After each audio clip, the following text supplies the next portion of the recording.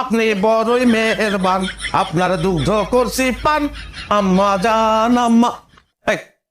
এই গাছের আড়ালতে ভিডিও করতেছে, ছবি তুলতেছে কিনারে।